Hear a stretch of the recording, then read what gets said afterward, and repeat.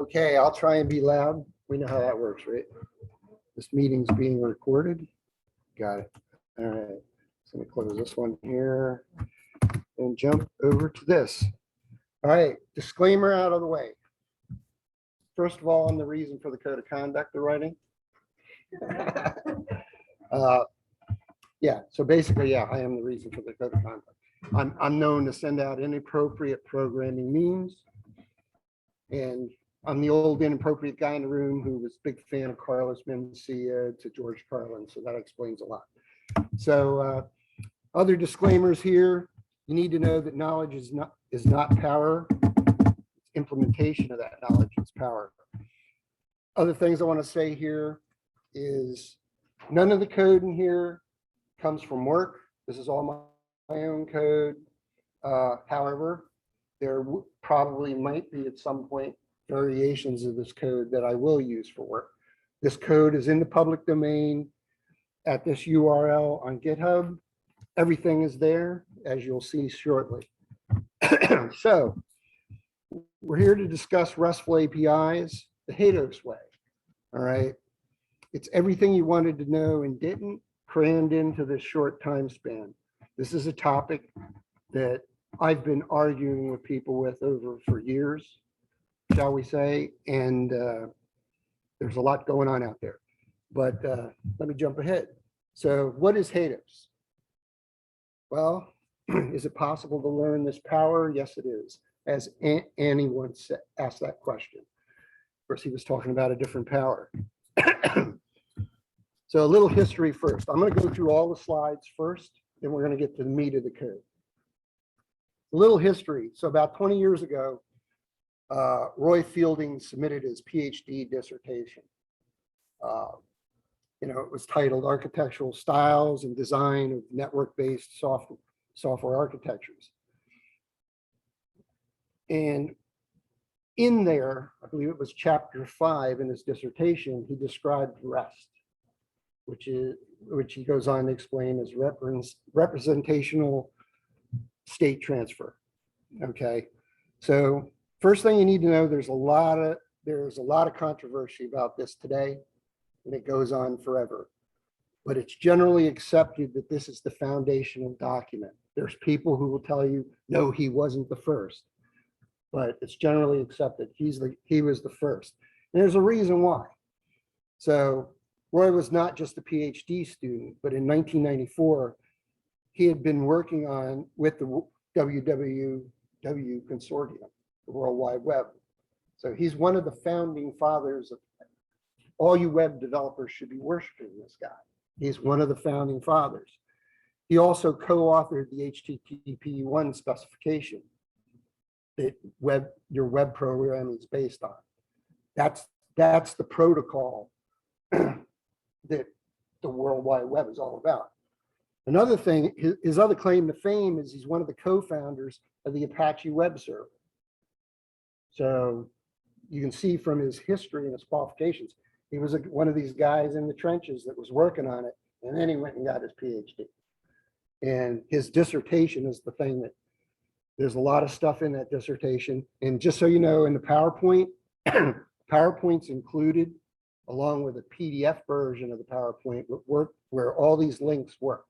So you'll be able to click on his actual dissertation and go read it for yourself.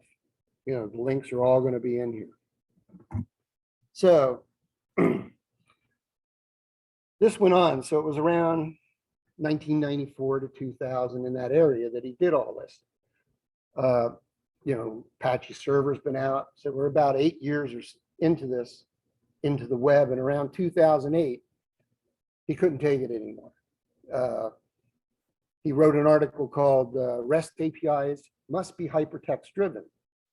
And in there he outlined, and that link works, in there he laid out the guidelines and tried to re-clarify what REST APIs were all about. Okay, it was being perverted at times, turned into different things, and it just went on, and he just snapped. So as you can see, I got a quote. To be clear, there's this hefty quote that he has in there, but in the bottom line, he wanted to get across that REST APIs should be hypertext driven, and I'm going to get more into that. But in there, he laid out the rules. And as you can see in the fine print there, he laid them out clearly, but they were as clear as mud to many of us. First thing you need to remember is rules are not standards. Okay, the HTTP1 protocol was basically a standard. Okay, but his REST API discussions, you got to remember it was an architectural style. So when it comes to software architecture or architecture in general, you go design something, but the implementation is where it happens. And in the case of REST, in the case of World Wide Web, it's all built on that HTTP protocol, okay, which is a standard. Okay, but REST itself is an architecture. And as was alluded to in the title of his article, it's an architectural style. REST can be implemented if you follow the guidelines of that style, but today it's generally been implemented only as HTTP, okay? But you can implement it as something else. So 100 years from now, when we're in a Star Trek type situation, we'll be implementing APIs on that, whatever protocols they're using. So, okay. But REST itself is not a standard. So during that time, what else? Did I get ahead of myself here? That usually happens. So it should be noted that many APIs do not conform to every element of the REST that's, as Roy described it. Okay. Now, I call them REST-ish. Okay. And you'll find, if you peruse the internet enough, you'll find arguments that it should be called RESTful. It should be called Restish. Okay. But the world again has standardized and said RESTful APIs are almost meet the standard that Roy set. And there's some people who tell you that RESTful means the same as REST. And that's an argument. So gray area alert, I like, it's as clear as anything. So you have, what was I going to put here? Oh yeah. So basically REST and RESTful is the same as saying you have a skyscraper and a single family home. Okay. They're both buildings. Okay. You can live in them. They're similar in features and functionality, but they're still different. So REST and RESTful, you're there. So for sanity's sake, because all this was going on, you're talking about 8 years of this chaos in the world. Another gentleman stepped up. Okay. And his name was Leonard Richardson. And he defined what was called the Richardson Maturity Model. And he decided to simplify everything because we're using HTTP. Let's say this is a standard we're going to apply to determine what a RESTful API should look like. Okay. So basically he came up with this graph, and down here at the bottom, actually I'm going to go into it in more detail. He had these 4 levels, 0 through 3. There's arguments now out there, if you really get into this and start digging, that there should be a 5th level, which would be level 4. And some people are saying we should include behaviors in our API design. But that's those who are on the bleeding edge are putting up that argument. So Richardson created this for web APIs based on the HTTP protocol. So there are the 4 levels, as I just described in the drawing. The first level, level 0, okay, these are basically the stuff we did, the old classic web services. Who here remembers web services? A few of the old timers out there, right? Well, not really old timers. Age is relevant in this industry. Okay, but SOAP, we all remember SOAP protocols, but it was remote procedure calls is what was going on. And the thing that's significant is basically you hit the one endpoint and then you kind of got things going on in your code, but it's always the one endpoint. That's level 0. Level 1, he said you had to have resources. And APIs that distinguish between different resources are level 1. And this is the use of multiple URIs. Okay. So, and as you can see in the example, you'd have like example.org/articles. And then to get to a single article would be example/article/1. Okay. But that's your very first level of becoming a REST API, is that you're using this. And we all use that. You know, people are doing MVC, whatever you're using for your web development.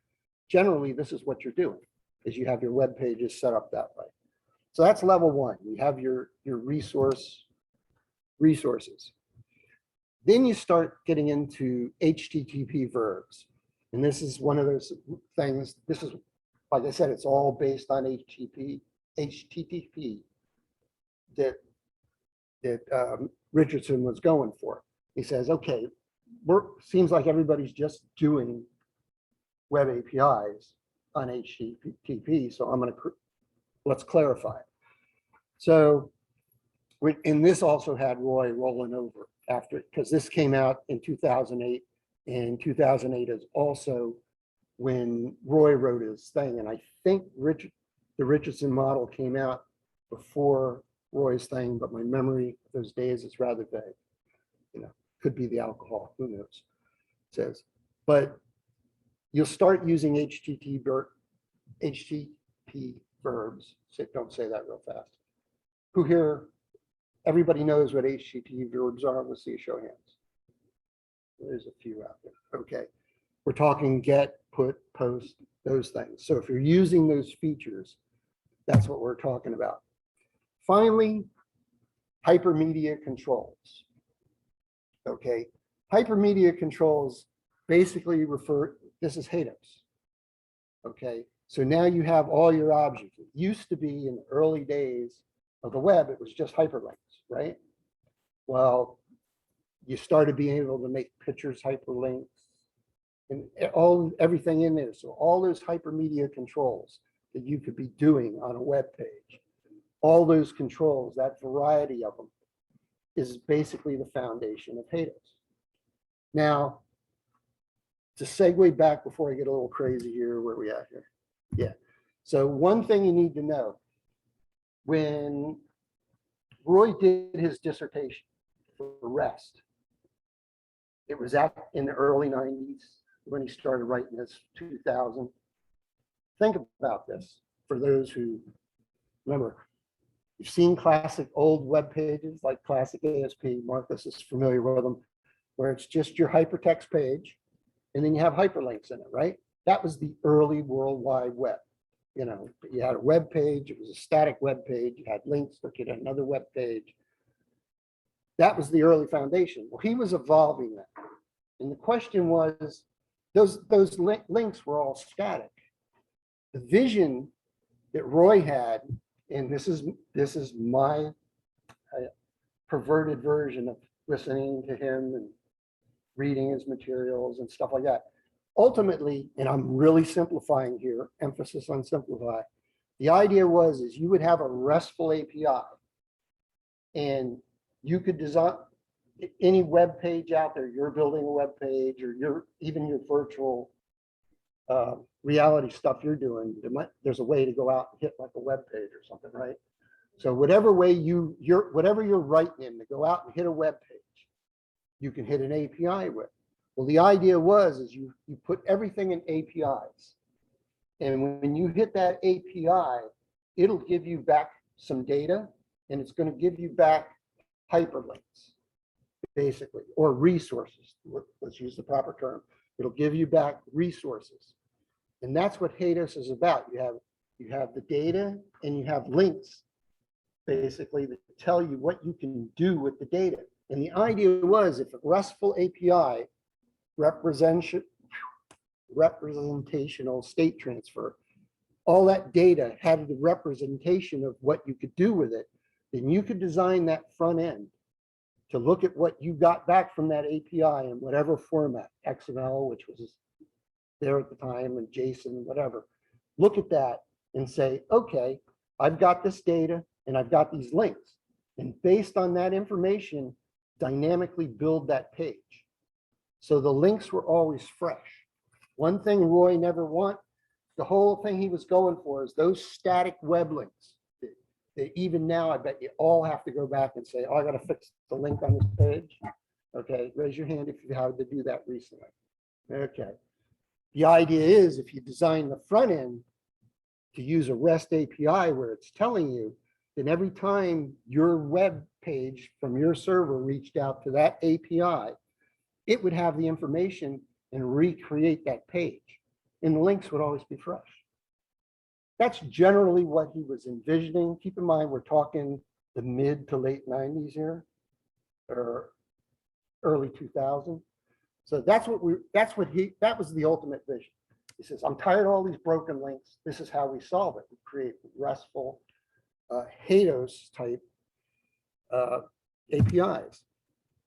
So typically you would have and I think I just talked about that. Yeah, that's what this slide's about, what I just talked about. So in there is a thing out there called the Hypepal, the hypertext application language. The link is there, and it's a specification that's been evolving over the years. HAL is basically describing what I'm going to show you. I'm not actually using HAL. I'm using my own blend of code to make the data the same that the HAL language would do. It's interesting reading. I don't know anyone that's purely using HAL at this point. So enough talk. Time for the demos. So let's jump over to here. So I'm going to give you the tour. Yes, you see my unit test work, Elvis? Okay. So yes, what I have here, and I'm going to give you a tour of this first, is this is Visual Studio. You can get it free. Yeah, that screen I won't get bigger. The code I can make bigger. Those are just unit tests. Test Explorer sticking out there. I can't zoom in on the Solution Explorer, can I now? Probably not. Wake my mouse up. I don't think so. Let me try it. I never try it, but let's try it. No, it's not going to let me do that. So, but let's give you the tour here. So first of all, when you go out to that GitHub link and you pull down this code, you'll get this, you'll get all the code like you normally would, and you'll get this solution. And in this solution, I have folders. In the very first folder, well, let's not go to the very first folder. See, this one's DVD store notes. Okay, we open that up. There's 3 PDFs and a PowerPoint. Okay, the last 2 items in that list is the PowerPoint you see right now. So it has all the hyperlinks. But the first 2 items, 001, getting set up. Step by step, it's going to show you, it's probably easier if I open it. It tells you, it's going to take you step by step how to get what you need. All right, line by line, I wrote it out here, put all the links in place, tells you how to get it. It's all free, community version. You just sign up for this. Microsoft gives this stuff away. We're using SQL Server on here, Developer Edition, which is exactly equivalent to the enterprise version that costs thousands and thousands of dollars. So you can learn enterprise development with these 2 tools the Microsoft way. Yes, I drank the Kool-Aid. Okay, but you'll see stuff as we go along here. So that PowerPoint's there. 001 is the first one you go to. 002 covers how to set up and build the DVD store. Now, and it's detailed out. I like pictures, short line descriptions. I need that at my age. Okay, so help is there. You can always reach out to me. This is what I've got here. This whole thing I'm going to show you is an extension of what I proposed to Zarella and Derek and Joe back when we were doing the codes. The code labs, what do we call them if we restart? Yeah, the idea was that one of the things I was proposing was say, hey, let me teach database, and we'll take one of the databases that I have and put APIs around it. Once we get APIs around it, Joe, you're Python, right? Joe can go, hey, I'm going to put a front end around it with Python. And Who's doing Vue here? Who's doing React? Whoever's doing those, yeah. Well, if we were to stand this API up, then you could do one in a front end in Vue, and you could do one in React, and you get where I'm going here. This is the advantages of APIs. In the enterprise world, you usually end up with a database to start with. Okay, right now where Marcos and I work, we've got databases 20, 30 years old, and the applications are 20, 25, 30 years old. Some of it's still written in old classic ASP. Okay, we're looking to update it. Problem in the software world, you have old software out there you can't kill because it works, which is a testament to the old software, but it leaves other people going, wow, this looks really ugly. It happens all the time. So what I was proposing, this is something to think about. We just throw it out there. We have this API and it's built on a legacy database. This database that I call DVD Store is the Sakila database from MySQL. Okay, it's been ported to Postgres and everything else. This database right here, so let's go up to the first folder. I'm nice enough to give you an interactive HTML diagram if it opens. Oops, I hit the wrong one. And I have in my note here, it says open in browser, not open in the thing. So if I right click on here and I say view in browser, I like data diagrams. I'm a DBA at heart. Initially, I started writing C code and where we wrote our own files of data, and we wrote B trees before there were standardized relational databases. And I thought I opened this. Yes, I did. So here's what we have. If it refreshes. There it is. An interactive HTML ER diagram of the Sakila database. So you can actually hover over these items and it will tell you about it. You could go click on like the inventory. Well, let's pick a table here. Let's like go to films. If I click on that, you can go see all the nice little, you know, this is probably more data than your customers or your people at work are giving you about the database you're probably writing stuff for. So the idea is to provide you everything you need, fully documented. So that's in here. And that's right under this folder. It says DVD store schema. I went even further and I set this up. Here's your create scripts. And these are the scripts it talks about in that PDF document. So there's no reason you can't set this up. I didn't test it on my wife, so it's a loose statement because that's my real test, not because she's not smart. It's because that, in those of you know it, if your husband tells you to do something, he's wrong. So it's the truth. Come on. So yeah, that's how it is in my case. And like I said, this is why I'm what the code of conduct is all about that they're writing. So because stuff like that gets me in trouble. So and I've been married 40 some years, so I'm not really one of those guys. So I have the notes. I've covered that. Solution items. All right. I even went as far. Who here uses Postman? Oh yeah, we all use Postman, right? Maybe not for long. Okay, but here's the Postman collections. So you'll be able to bring up your Postman after you get this working, run the API and load these collections in and poke around all you want. I tried to take as much headache out of it as possible. The API folder, best explained another time. Pardon me, not another time, that's what we're going for. API helper folder.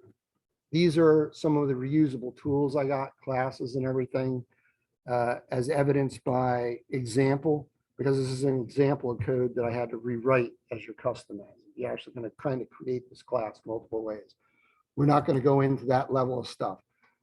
The data access layers here, common code layers here, the repository layers here, the unit tests are here. Okay.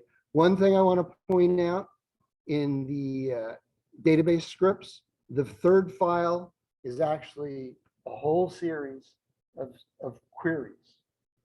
that once you get the database up, you can run that whole file, or you can sit there and learn how to write SQL scripts based on that against the DVD store database. So it's all there. It's in the public domain. And I put this the idea like maybe we can do something code collabs and have a little fun with this. Okay, so let's get to the meat of this, the stores. So I'm going to spin this up first of all. DVD store.api is the main application. And as soon as I can get that bar out of the way, I'm going to run this. So it's going to, I have it set to not go to a browser. I have it set to go to a console window so I can sort of debug stuff there while I'm in debug mode. And I can go see it capture data when I'm doing multiple monitors at home. We're not going to do that here. We're going to use Postman. So as you can see, it's running.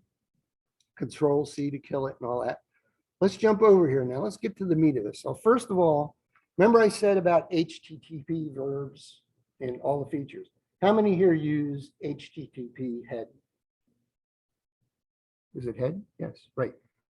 Root, wait a minute. Let's start at the top. Does anybody use head here? How about options? Okay, there's a couple. All right. To do a robust API, you really should be using all the features, all those verbs. Head and options is for a reason. Okay. And what I'm going to show you here is when you start an API, remember, this is supposed to be self-documenting, basically. Okay, this is what the HATEOAS part's all about. So I brought this one up head. I'm going to hit send on it. It really doesn't do much. It goes out and hits it. I got a 200 back. Worked. Basically use head to go check. Hey, is this resource alive?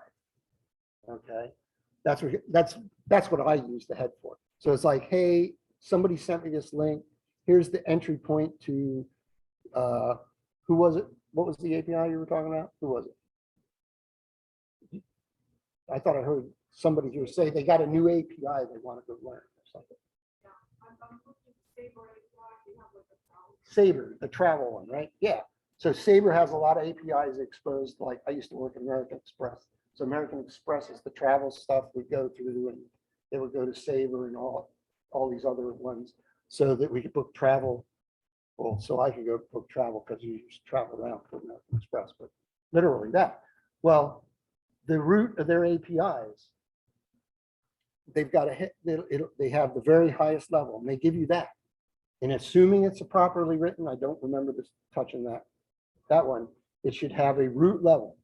Based on hitting that root level, well, one you would send a head command from your Postman and go, oh look, it's good. I got a 200 back. And then you'd go, well, wait a minute. Let's send that API again, but let's use the options. So we do that. I got a 200 back, and I go, well, wait a minute. What do I got here? And I check my header. And I go, look, oh, look, here it is. What are my options? Well, against this part of the API, I can do a get, I can do a head, and I can do an options. Okay, so by you checking the header coming back from a RESTful API, if it's assuming it follows HATEOAS and everything, and you're following HTTP verbs and so on, you should be able to just ping that site and look in the header here in Postman and go, oh, okay, I can do that.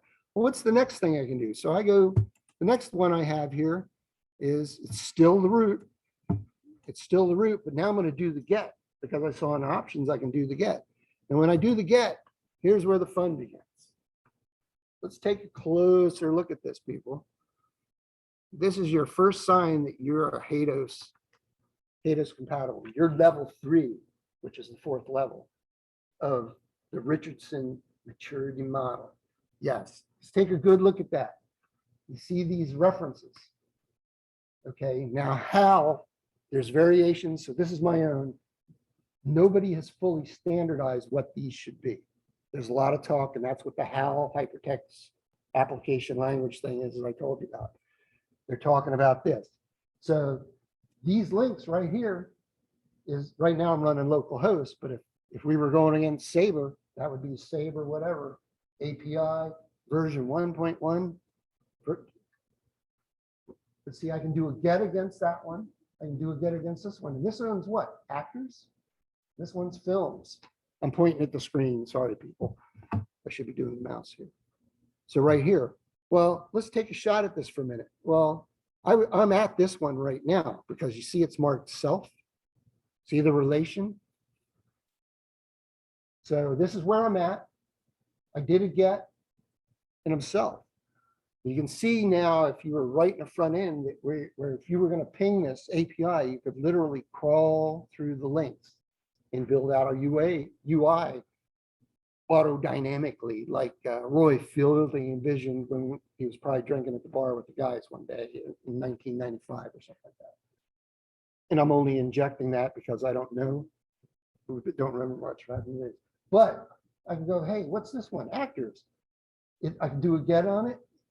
And what's actors? Okay, well, this is the DVD store database or the Sakila database. It's based on a DVD store. Well, I gave you the database schema so you can peruse all that. I only did films and actors, but there's a whole, everything in there is for a whole operational store right down to rentals. It was back in the old days. We're still thinking Blockbuster here, but with DVDs at the end, okay?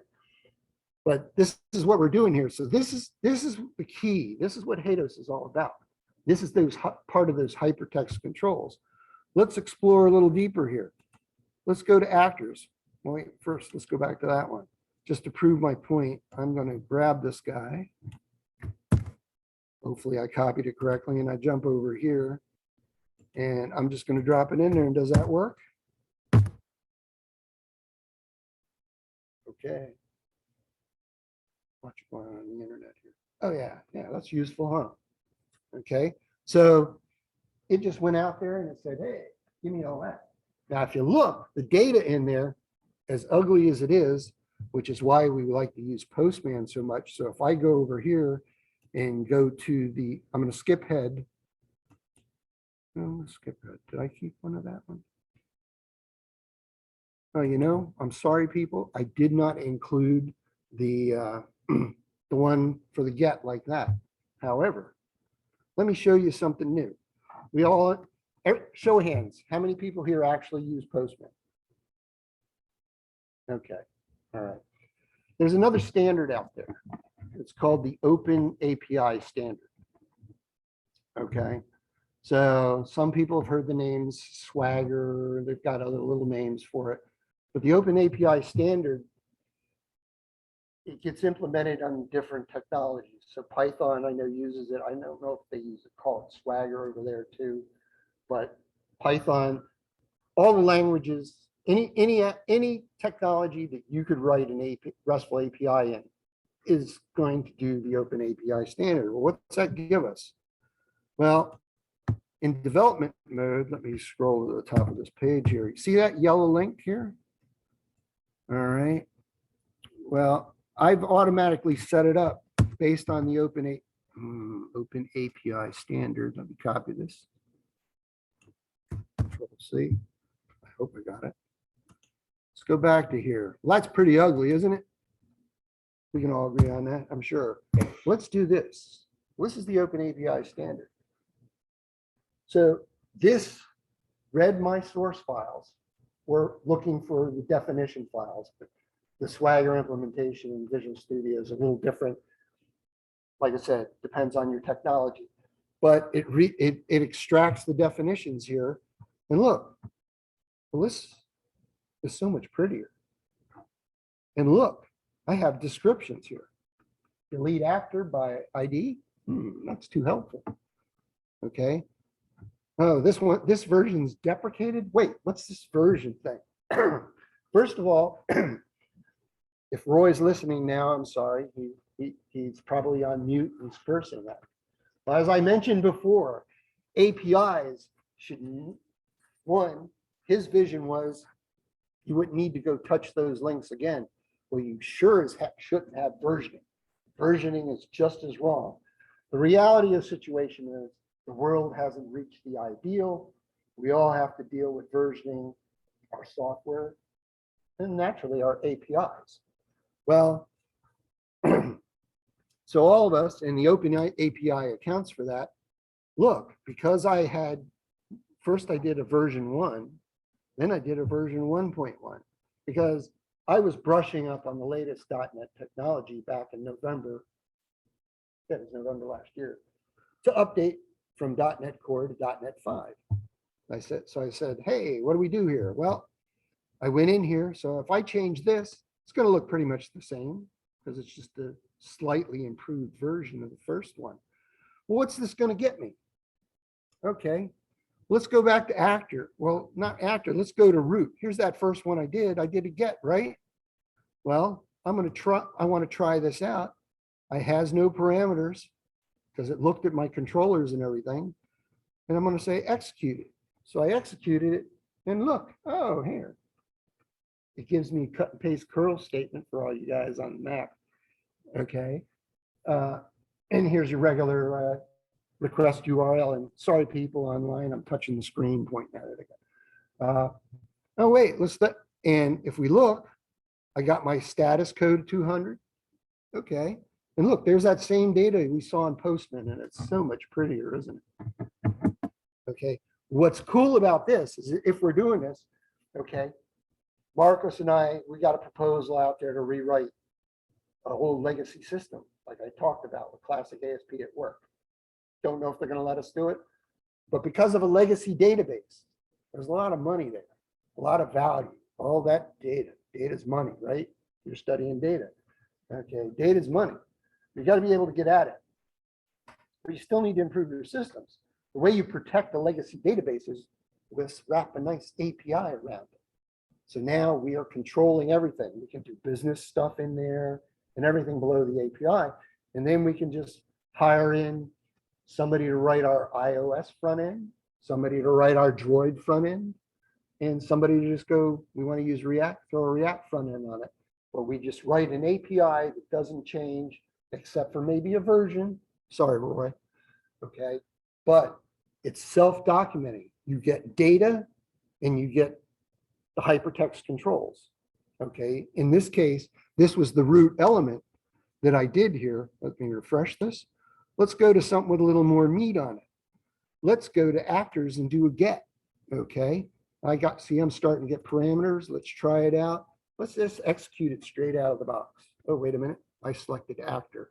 After I need to do that. I'm sorry, I wanted the wrong one. I wanted actors straight out of the box. Here it is. Actors. Let's try it out.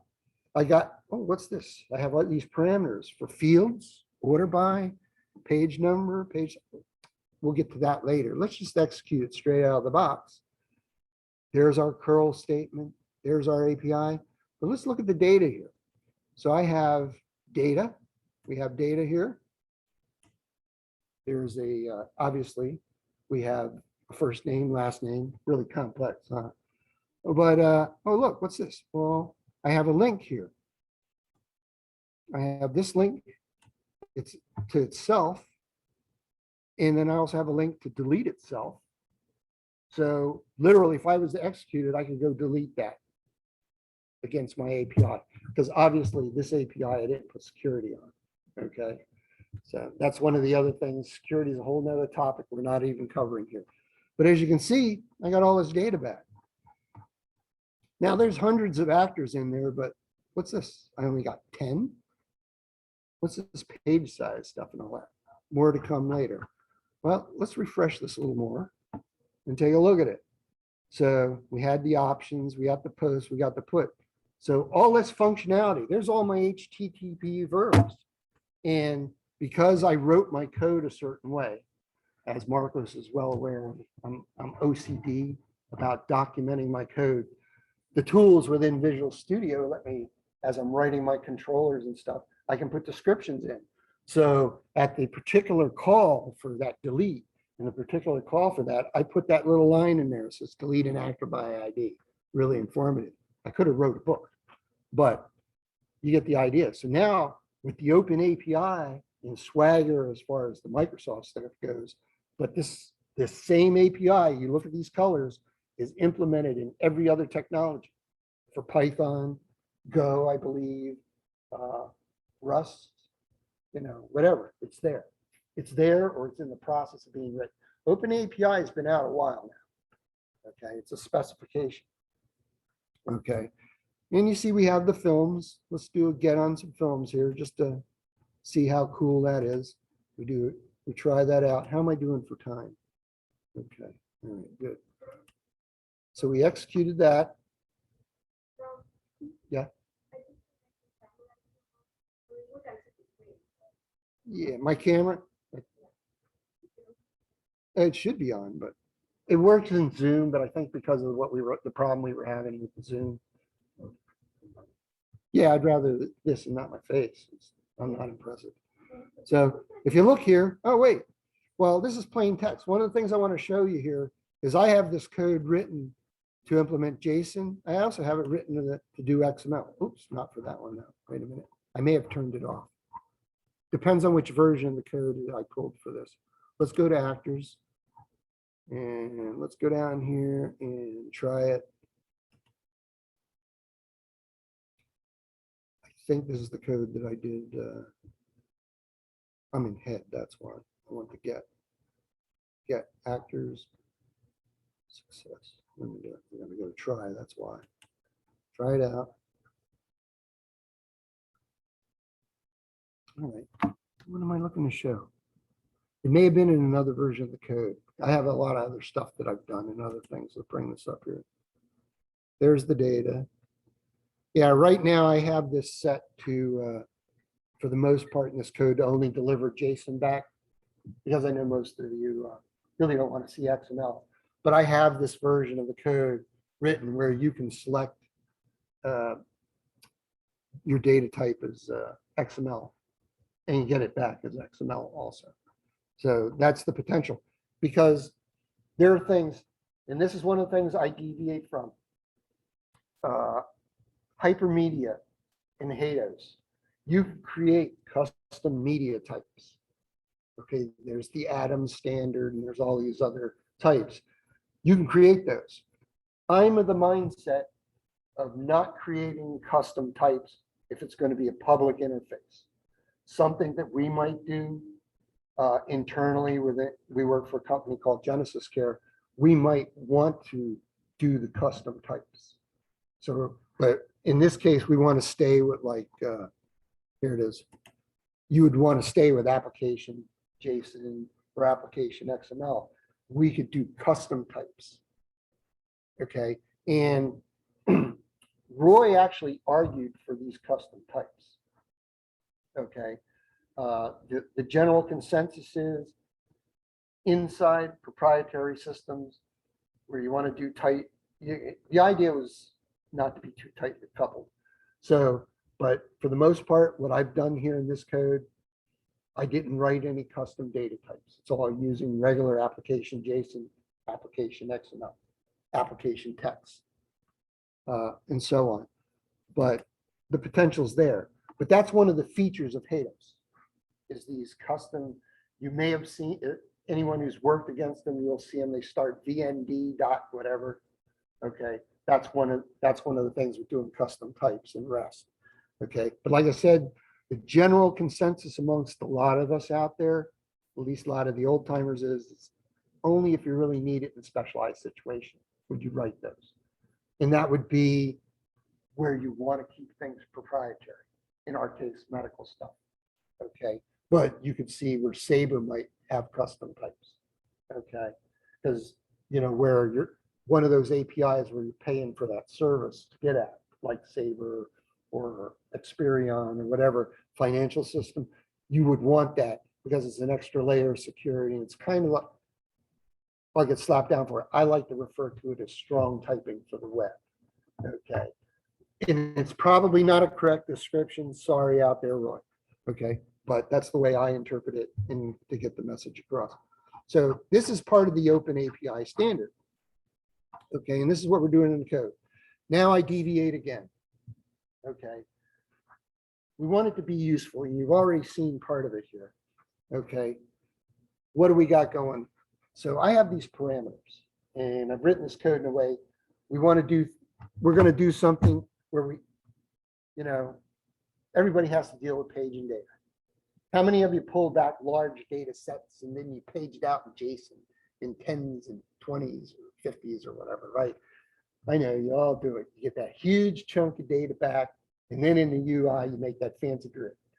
Okay, well, that's chewing up a lot of bandwidth, and that's a no-no in my book. Okay, so what we're introducing, a lot of us out here, they're designing RESTful APIs. We deviate from the norm because I believe in the right tool for the right job. Well, I don't want to be dumping 200,000 records back in one shot to someone. One, it's using up my, I've got to go all the way to the database and then bring it forward, package it, and send it back out. And then it's got to go across the wire. Well, that's horrible. I mean, especially if the community I'm moving into shortly, hopefully, if I finish, the mortgage company completes it, I'm moving to a 55 and older community. And right now they haven't upgraded the internet. We're talking 6 MIPS. So I may be going to the office a lot. But they're going to upgrade it, but I'll probably be getting Dish TV or Direct TV with the rate things are going. But you can see where, well, I don't want to chew up all my bandwidth if I'm working from home on an API, right? So we do a thing called data shaping. I built in features for data shaping and searching and paging. Okay, so you already noticed that we got data back on these actors, right? Well, there's only 10 there. Hey, what's that about? Well, deep in the code here, and I don't know if I should really show the code. I really don't want to spoil show everyone C# because this is written in C#. Okay. I wanted to keep this conceptual, but to get you to look at this because everything is painfully well documented. To give you an idea, we use areas. And if I go in here and look at it, let's look at one of these API controllers and Zarella's little icons in the way there.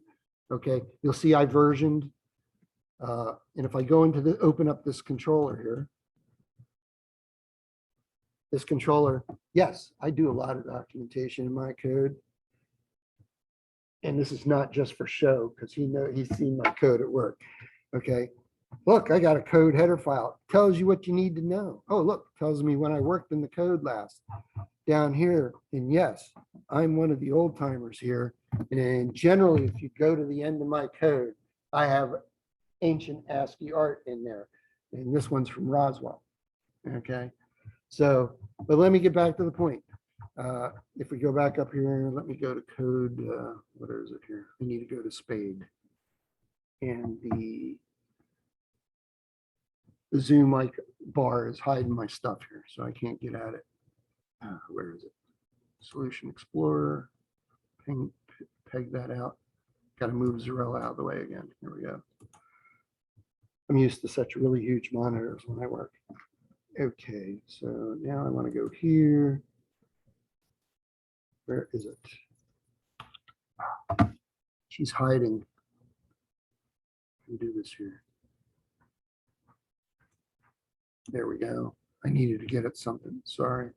I got to find it here. Extensions.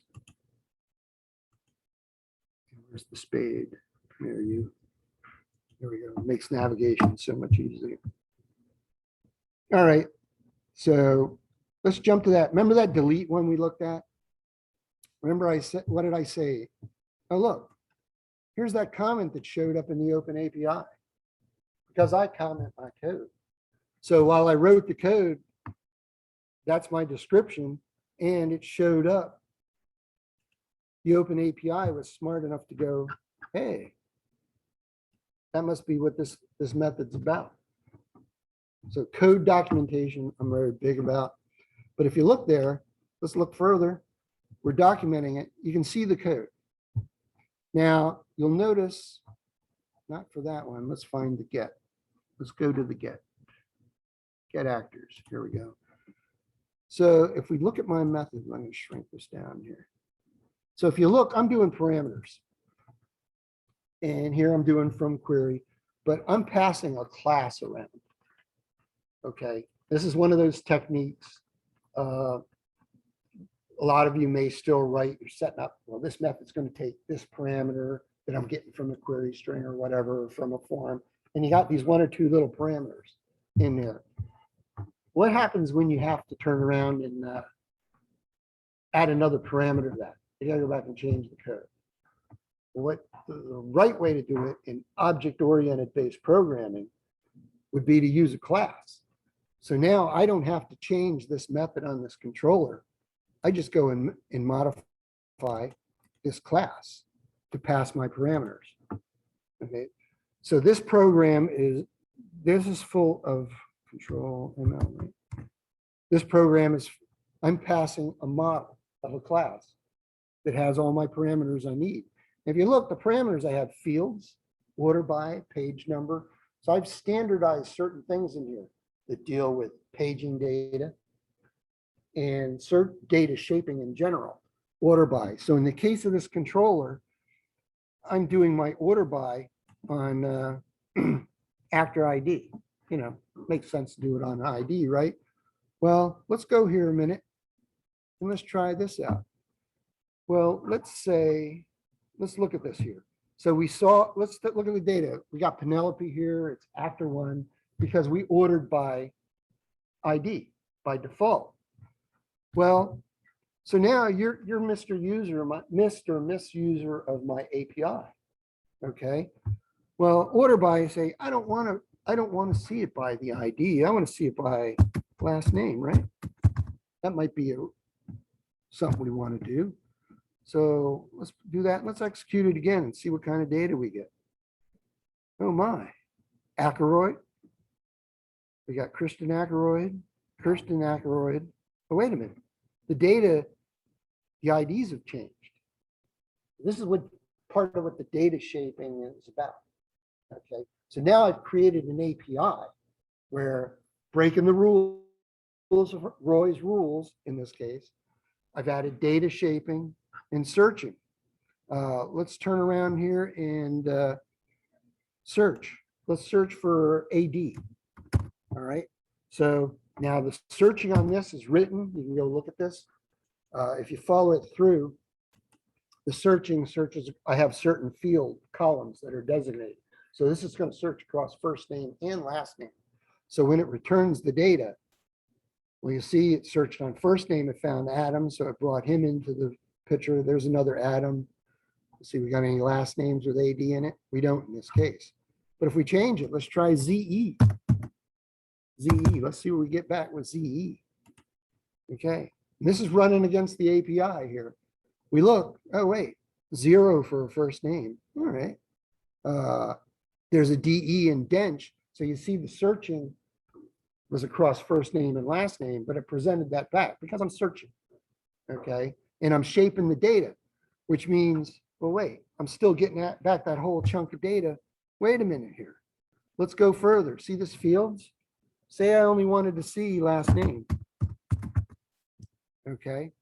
So now if I run this again, my data comes back and whoops, wait a minute. Did I do it wrong? Probably. Did I execute? Oh, it's still running. Sorry. And I may have hung something up here. This is what I get for improvising on the fly. So let's just refresh the page and go back to that. Oh yeah, I hit a break. That's part of the problem. So I probably typed something wrong. Yeah, I typed something wrong. I didn't account for that. Okay, and because I got breakpoints and stuff set up. And I'm not even going to talk status codes. When you write the API, you should return them 302s and 404s appropriately and stuff like that. But like I said, there's too much to talk about. I'm trying to just hit on key points, you know, and get across the point that you can grab this code, get it working, and experiment. And if you learn how to use the tool, it's a benefit to you, but you can walk through the code and like debug this error that I just did here, which we're not going to do because that involves the expando object. So I'm going to hit continue on that and zip past the breakpoint because I refreshed. And look, my API is resilient because it's still running. So let's go back to get film. Let's try films. Okay. So if we go to films here, and films, maybe I left that up here. Let's do it as XML just for the fun of it. Maybe this is the one I set up.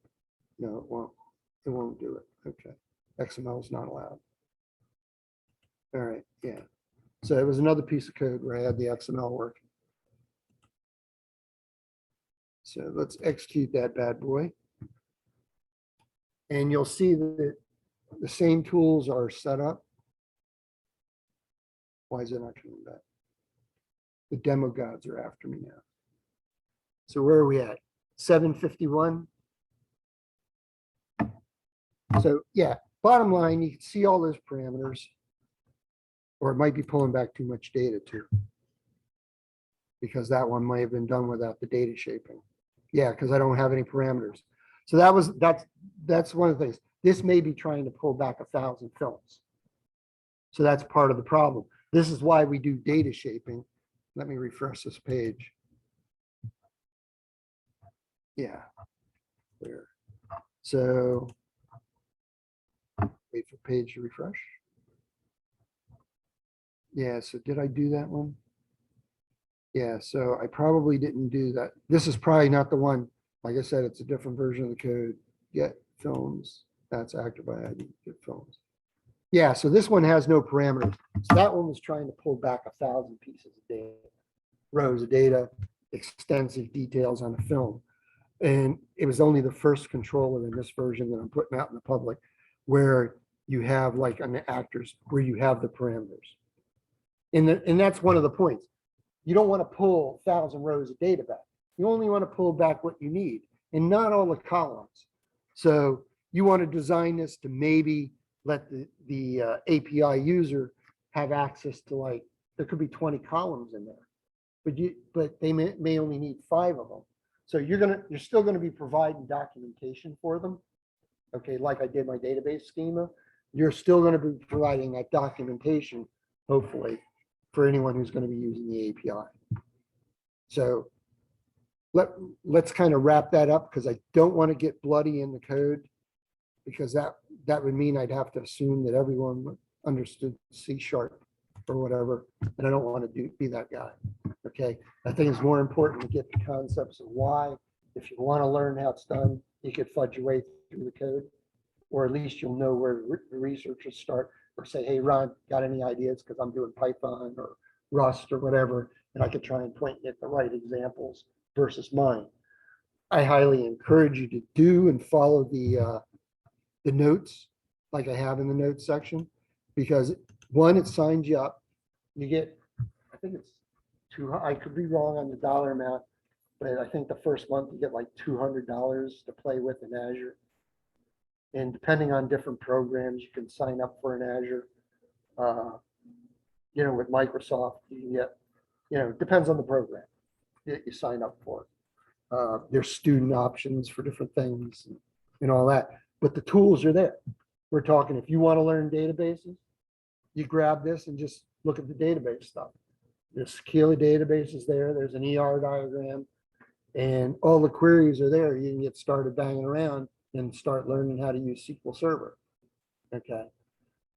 We had posted stuff on Slack before, way on. I had posted a bunch of stuff, but then I didn't realize Slack, dumps the messages later on because we're not doing the paid version. So at some point, if we wanted to get into that kind of stuff, Code Collab, I am a database. I was actually a software architect and a data architect for American Express. Right now, I'm just a software developer with my buddy over here, Marcus. He's a really good guy too. So, but yeah. So does anybody have any questions, or you want me to like focus on something? Because in here, you will learn how to write a repository class. And that's what, there's a lot of key stuff there with the latest identity framework on how to, you'll go through here and see how I do that paging and searching and all that, all the way down through the repository. So if you learn by studying code, it's in the public domain. So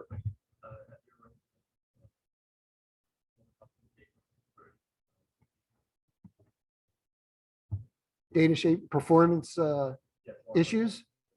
No, what you find if you do data shaping and you implement it with all the bells and whistles and all that, and not make the typo mistake I did, which developer is going to realize when they did it in Postman or whatever. When you do the data shaping, think about it.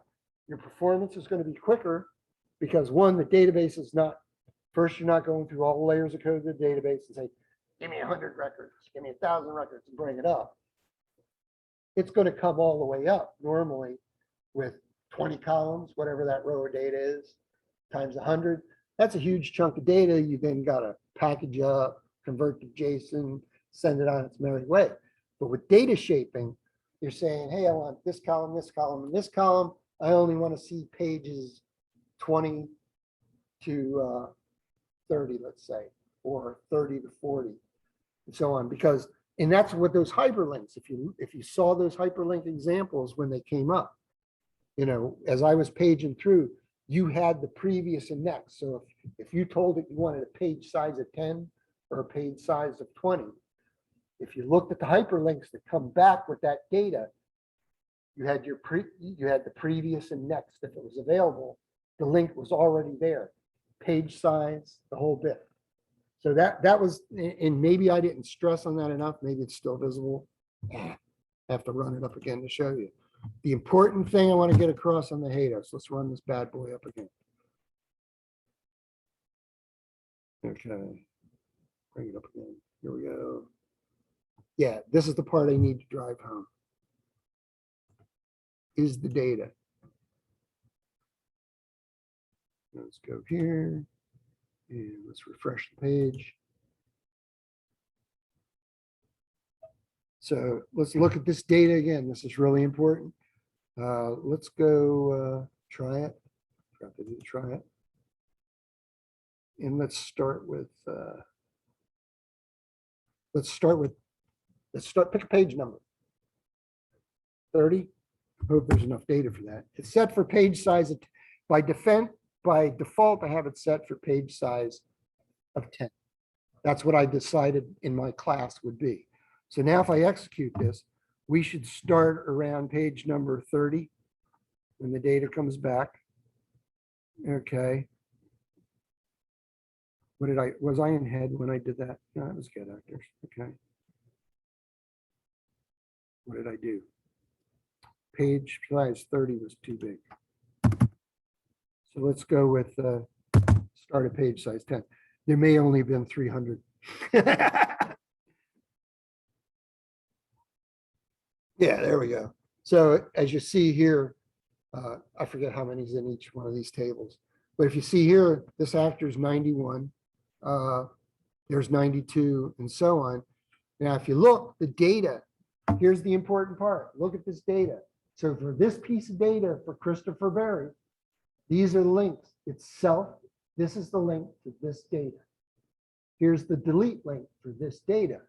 And the same applies. So for that piece of data, if you were just doing a single on Berry, like a get actor, and you put in his ID and you got that, those are the only options that this API is designed for. Self and the option to delete. Naturally, you'd want security on it if you're going to offer up delete. But if we scroll down through this data and we get to the bottom of it, there's 10 pieces of data there because that was our page size. And look at this here. At the end of it, here's our links. So the self, this is the one. If you look into the URI, page size 10, and we started with page number 10. If you look at the next page is 11. Okay, still page size 10. And then the previous page is what, 9. Okay, so that's what HATEOAS is about right here. We have our data, we have the links that tell you what you can do with it, and you don't have to stop and figure it out. We give them to you. Okay, and that's all with the idea like, hey, if we're going to write an API and it's sort of self-documenting, then the idea would be you could write a front end and whatever you're using, go against my API and just dynamically build the page. And that's my rant on REST. Any more questions or go ahead. Oh, HATEOAS. I never said what it stood for. HATEOAS. Here we go. Hypermedia as the engine of application state. We're talking REST, representational state transfer. We're using Hypermedia, our Hypermedia format here, to represent the data and the different states. These are the different states. for this particular piece of hypermedia of page and the data actors, this is the state. We have our current state, our next state, our previous state. If you want to call it state, I'm loosely doing it, you know. We don't see those collection of standards and say we're gonna. HATEOAS is part of the standard of REST. Okay, so in the old writings, they referred to as hypermedia controls because you went from hypertext to hypermedia. Originally, HTML, hypertext markup language, was the first form of hypermedia. Okay, when we started adding pictures, we started adding sound, all that stuff. That's when it went from HTML to hypermedia. Everybody still refers to the whole thing as HTML or HTML5 in this case, right? So because they've added all these other constructs. Okay, but that's what it is, and that's what it is. So a lot of this, that's why I kind of gave you the history, because I wanted to take you back. So in 1994, when he was doing that, I was heading up biomedical electronics at a research hospital. Okay. We were still doing, I had stuff that I'd written in DOS. I started in CPM, and these were the days SQL Server was kicking into gear, Oracle was kicking into gear. I was writing medical billing software, writing in assembler and compiled BASIC. I was writing assembler in C code to access RS 332 ports or serial ports off of one piece of medical equipment to read it into a computer to send it across a token ring network, which looked like coaxial cable.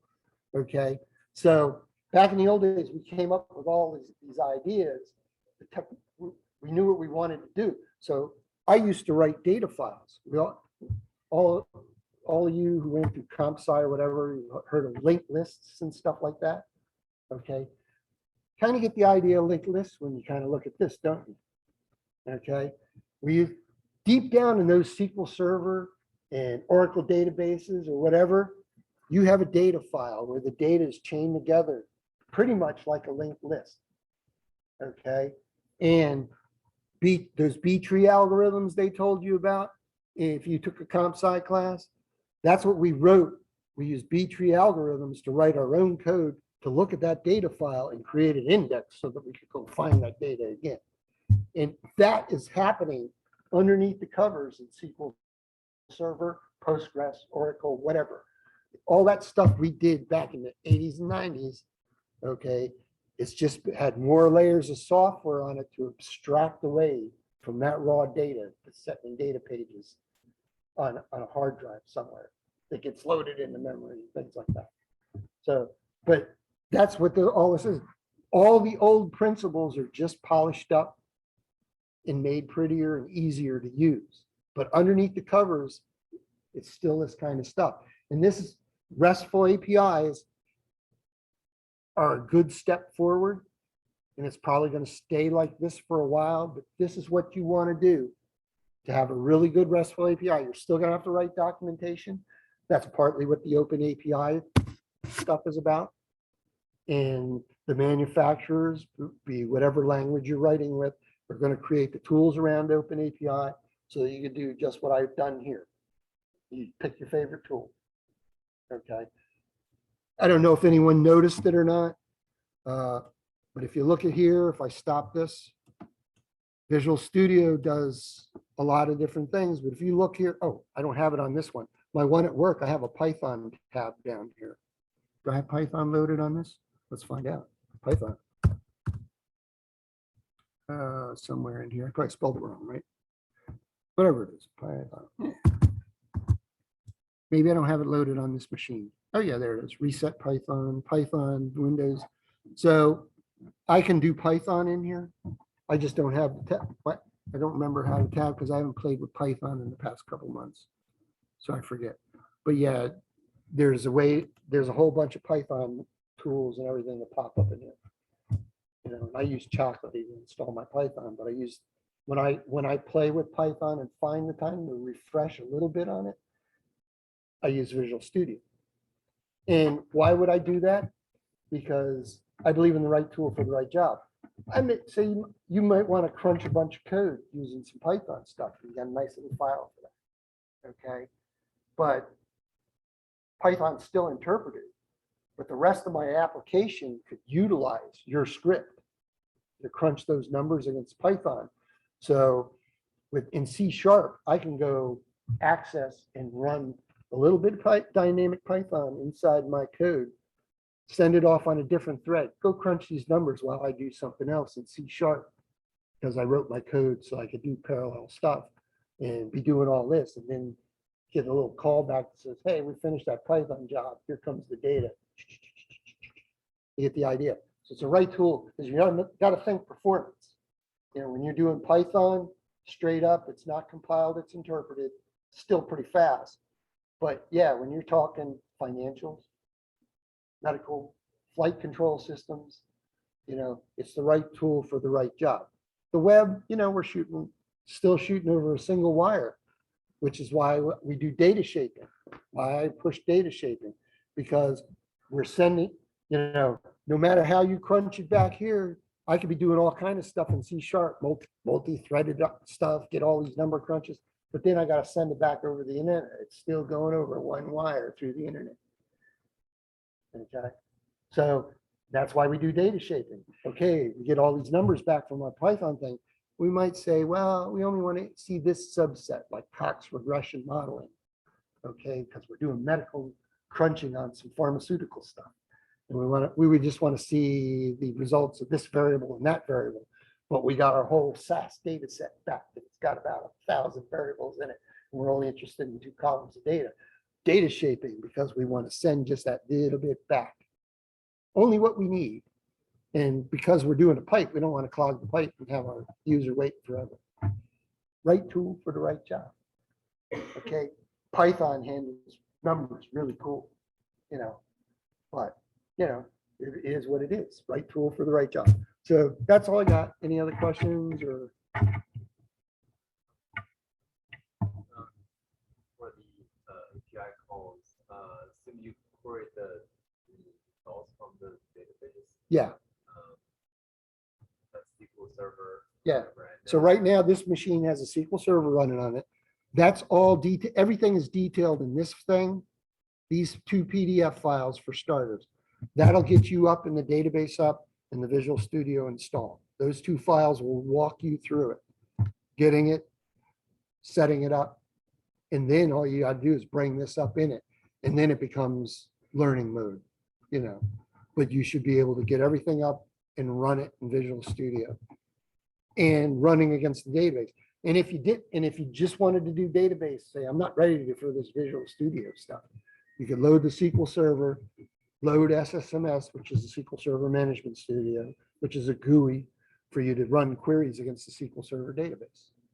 Okay, and this particular file right here, this particular file here is all the queries. And actually you can run that whole file in SSMS and it'll crunch everything and return all the data sets. And I forget, there's probably about 30 or 40, I forget how many queries I wrote here. But these are all individual queries for different tables and stuff in the data. So it's literally, I'm going to just learn a database, get those tools up running, get into these queries and learn the data. And that's also why I threw this bad boy, oops, I did it again, view in browser. That's why I put this up there, wherever it went. Oh, there it is. The interactive ER diagram. You hover over it, what's this? Tells you about it. Address, stuff is like that. Let's see what district is about. Takes you right to the data on it. Okay, so TMI, it's too much information. I gave you too much information now. I tried to keep it above and extract it out without getting bloody in the code. I know I promised to go through the code, but I don't want to end up teaching C#. There's no way to do it in an hour. Okay, I was trying not to. I have a habit of talking over people without realizing I'm doing it. So forever, anywhere, just tell me to shut the hell up, Ron. That's my one phrase. You have her permission to say it and say, you're offending me or whatever. Sorry, back off. Because if I offend anyone or I overtalk anyone, it's unintentional. I was diagnosed a long time ago while working at the hospital by one of my shrink friends when they were first learning about ADD. And that's when they found out that a lot of programmers have ADD. Did you know that? That's why we can look at 6 monitors with 30 screens on each and we can work. But if you put us in a classroom, we can't pay attention to anything. Seriously, no joke. Not a joke. Not a joke. So, yeah. Anything else or?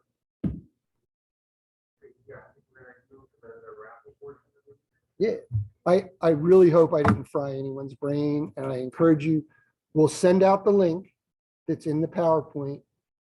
Like I said, here's the PDF version of the slides is in here. PDF version, all these links work.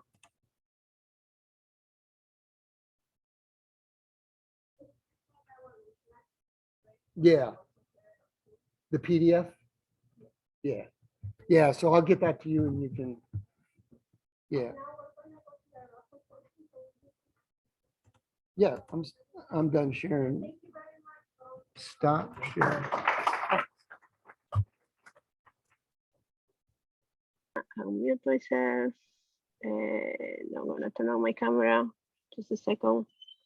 Okay, for the ones that the little ones that are still online, I'm just gonna share my screen very quick so you guys can also see it over there. I'm gonna share the terminal. Actually, let's just share the entire screen. And there we have this script that Derek wrote for us on Ruby, and we're gonna raffle our JetBrains license.